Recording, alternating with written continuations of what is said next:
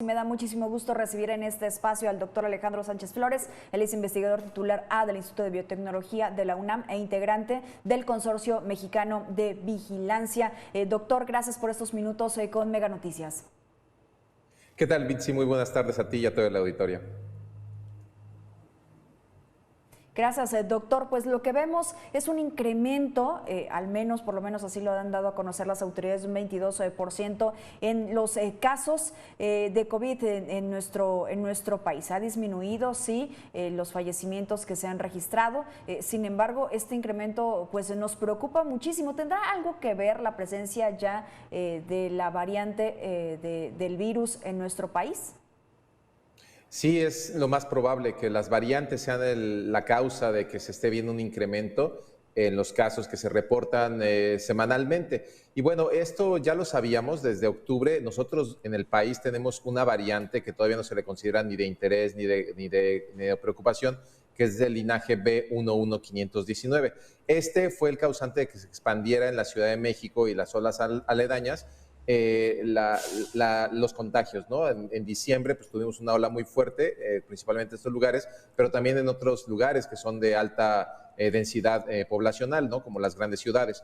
Ahora, una de las cosas que estamos observando, incluso los resultados que nos arrojaron la semana pasada, estamos viendo que hasta un 50% de los casos muestreados en todo el país llegan a ser de la variante alfa y la variante gamma. La variante gamma está ganando terreno en los casos y finalmente sabemos que estas variantes tienen unas tasas de transmisión y replicación mucho más altas que las variantes que tenían o que habíamos observado anteriormente, incluyendo la que había predominado desde octubre hasta la fecha, y finalmente puede tener mucha relación con esto. Ahora que en este incremento de los casos vemos que en el aspecto de las defunciones sí ha disminuido muchísimo afortunadamente, pero el que incrementen los casos activos, el que haya más gente contagiada, pudiera incrementar también a su vez en 2, 3 semanas, no sé lo que usted nos señale de acuerdo a su experiencia, y también este asunto de las defunciones, o no nos estaríamos enfrentando a ese escenario.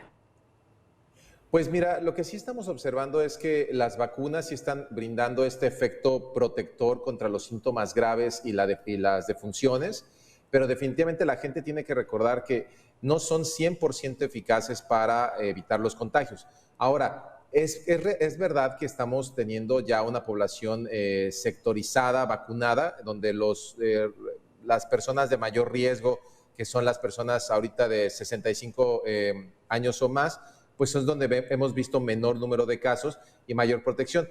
De ahí para abajo, los que han recibido vacuna, que han sido de 40 en adelante, pues finalmente sí seguimos viendo una transmisión. La vacuna no está evitando los contagios, pero sí está evitando que llegue a la muerte. Ahora, todos los demás que no han sido vacunados son una población de riesgo y esto incluye, pues finalmente, todos los menores de 40 años, e infantes, ¿no? Entonces debemos seguir teniendo cuidado. Hay que recordar que la vacuna, si bien es una buena herramienta, no es la única y no nos confiere un blindaje ni una inmunidad absoluta, sino que es una de las muchas medidas que debemos seguir aplicando, que son el cubrebocas, la sana higiene, la sana distancia, finalmente el aislamiento, el confinamiento y sobre todo, ahorita en las vacaciones, evitar los lugares de riesgo, que siguen siendo los lugares muy concurridos, cerrados y mal ventilados. Entonces, estos son los factores que debemos evitar a toda costa.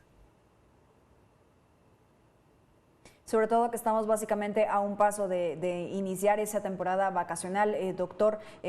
Ante ese panorama, estamos ya enfrentándonos a esa tercera ola, ya dio inicio esa tercera ola de contagios, es decir, ese pico máximo que se pudiera estar presentando de casos confirmados. Más o menos en varios estados, que pueden llegar a ser hasta 14, ya se observan picos y repuntes importantes. Es el caso claro, por ejemplo, de la península de Yucatán, la península de Baja California, la Ciudad de México, el Estado de México y algunos otros lugares turísticos que cuentan playa. Posiblemente 14 de estos 10 estados cuentan con un lugar turístico con playa y es aquí donde ya se observan repuntes importantes. Posiblemente por esta cuestión de la vacunación que crea una falsa percepción de seguridad y de prácticamente un blindaje, y que finalmente la gente olvida las medidas básicas que son el uso del cubrebocas y sobre todo el distanciamiento. Y entonces los aforos, con los semáforos, los aforos que hay en los negocios y eso se han incrementado y esto definitivamente es uno o el mayor factor de riesgo. Tener gente que esté en lugares muy concurridos, mal ventilados. ¿Por qué? Porque todos los aerosoles que se quedan suspendidos, a pesar de que usemos cubrebocas, al cabo de una hora el ambiente se satura y contienen estos aerosoles al virus. Entonces, una de las principales recomendaciones que además se ha hecho durante meses es la ventilación, que es bien importante, y el distanciamiento social, que vemos que no se aplica en muchos casos. Déjeme regresar un poco a lo que usted afirmaba en un principio sobre la presencia de las variantes, independientemente de esta Delta, de la Delta Plus, que también ya se ha venido mencionando en los últimos días. Esta variante que usted decía no se le ha prestado mucha atención. ¿Por parte de quién? ¿De las autoridades de salud? Pues en general se le ha prestado atención a nivel mundial, pero como todavía no hay un número de casos importantes en el país, finalmente no ha causado tanto resueno. Ahora, las otras variantes sí ya son un problema real, o sea, la variante alfa y la gamma sobre todo, ya están reproduciéndose en una tasa más rápida y más grande en el país, y esas son las que hay que prestarle esta atención. O sea, realmente para cortar la transmisión debemos de tener medidas más restrictivas en los cuales la gente evite los lugares cerrados y el confinamiento sería una medida bastante prudente, pero no es fácilmente de aplicarse por la presión social y económica que existe. Ahora, hay que tomar aquí en cuenta, y esa es una decisión también conjunta, tanto de las autoridades junto con la población, de tomar la decisión correcta, de decir, bueno, no voy a correr ningún riesgo porque primero está la vida y la salud. Como ya lo había mencionado antes en otras entrevistas, el mayor riesgo es que colapse el sistema de salud. Al colapsar el sistema de salud va a haber muchas muertes que no son relacionadas, o sea, las que ya están relacionadas con COVID van a incrementar, pero muchas que no están relacionadas con COVID van a incrementar también porque no hay servicios de salud suficientes para atender a la gente. Y finalmente, la mortalidad sí tiene que ver con una cosa epidemiológica, que es a mayor número de contagios, hay mayor probabilidad de muerte. Poblacionalmente el porcentaje crece, porque la probabilidad de encontrar gente con comorbilidades, que en este país la obesidad, la hipertensión y la diabetes son otras epidemias con las que venimos luchando y que nos predisponen a tener síntomas más severos de COVID, aún estando vacunados con esquema completo, son las cosas que debemos tomar en cuenta para decidir si salgo o no salgo. Los contagios los vamos a empezar a ver en los siguientes 15 días y al cabo de un mes tendremos la contabilidad de lo que fue o va a ser la ola que tanto se teme. Sí, y es a lo que justamente no queremos llegar. ¿De qué dependerá justamente contener esa circulación de variantes en nuestro país, doctor? Sí, la contención solamente se hace tratando de evitar el contagio, y evitar el contagio solamente depende de que el número de interacciones que hay entre las personas que no conviven regularmente y estas convivencias que se den en espacios cerrados, porque incluso un espacio cerrado mal ventilado, aunque ya no tenga gente, si ya tiene el ambiente saturado, es un peligro. Por eso la llamada de atención a la gente que esté en establecimientos o en lugares, las medidas más efectivas no son el tapete sanitizante ni el tomar la temperatura, que nadie presta atención de todas maneras a eso, sino más bien revisar el espacio con medidores de CO2, que es una medida indirecta, ¿no? Ya 1,000 o 1,600 partes por millón en un lugar ya indica un ambiente saturado que hay que ventilar para antes de dejar de entrar a las personas. Y finalmente esto no veo que se hagan estas pausas ni estas medidas. Tampoco, por ejemplo, en aquellos lugares donde hay aires acondicionados es importante que haya un aire acondicionado que también tenga extractor, que no solo recircule el aire, y que tengan filtros. Los filtros EPA son muy útiles para este tipo de cosas y finalmente reducen el riesgo, más tampoco lo abaten, ¿no?